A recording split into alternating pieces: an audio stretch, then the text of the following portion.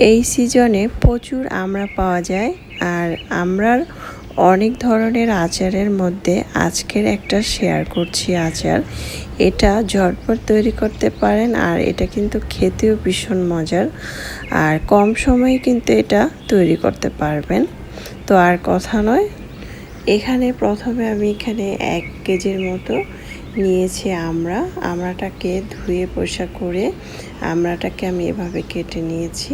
এখন চুলায় একটি প্যান বসিয়ে এখানে দিয়ে দিলাম আমড়াগুলো আমি এখানে সিদ্ধ করে নিব। এখানে 1 কাপ থেকে 1.5 কাপ পানি দিয়ে আমি এটা সিদ্ধ করে নিব। এখানে লবণ দিয়ে দিচ্ছি পরিমাণ মতো, আর পানিটা 1.5 কাপই দিতে হবে, কারণ আমি একদম পানিটাকে শুকিয়ে নিব। এখন লবণটা দিয়ে আমি ঢাকনা দিয়ে ঢেকে রেখে দেব। তারপরে দেখতে পাচ্ছেন একদম নরম হয়ে তুলতুলা হয়ে গিয়েছে, আর দেখতে পাচ্ছেন পোড়া পোড়া হয়ে গিয়েছে, কোনো পানি নাই। তারপরে চুলায় আরেকটি প্যান বসিয়ে 1/2 কাপ সরিষার তেল দিয়ে দিলাম। সরিষার তেলটা গরম হয়ে আসলে আমি এখানে দিয়ে দিব চিলি ফ্লেক্স দিয়ে দিচ্ছি 1 টেবিল চামচ, চামচটা ভর্তি করে দিয়ে দিব। এই তো দিয়ে দিচ্ছি। তারপরে আমি এখানে দিয়ে দিব মশলা, যেমন গরম মশলা, এলাচ এবং তেজপাতা 1 টুকরো করে একটু নেড়ে চেড়ে আমি তেলটাকে একটু নেড়ে চেড়ে দিচ্ছি। তারপরে মশলাগুলো দিয়ে দেব, আর জালটা কিন্তু চুলাটা কিন্তু কমিয়ে রাখতে হবে, তাহলে কিন্তু তেলটা পুড়ে যাবে। তারপর আমি এখানে দিয়ে দিচ্ছি কালি জিরা 1/2 টেবিল চামচ। আচারের মধ্যে এই মশলাগুলো দিলে খেতে কিন্তু ভীষণ ভালো লাগে। এখন তেজপাতা দিয়ে দিচ্ছি, এলাচ দিয়ে দিচ্ছি 4-5টা, একটি তেজপাতা দিয়ে দিলাম, আর লং দিয়ে দিলাম 1 পিস, দিয়ে একটু নেড়ে চেড়ে ভেজে নিব।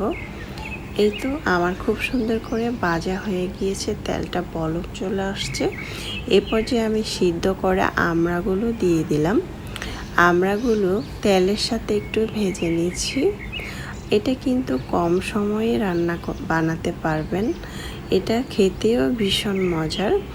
এখন দিয়ে দিব চিনিটা আমি এখানে 1/2 কাপের থেকে বেশি পরিমাণ দিয়েছি। আপনারা চাইলে স্বাদটা আপনাদের পরিমাণ মতো দিতে পারেন।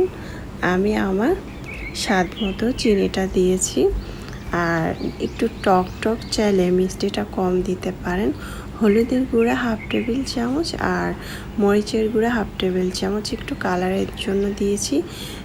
ভিনেগার দিয়েছি 2 টেবিল চামচ।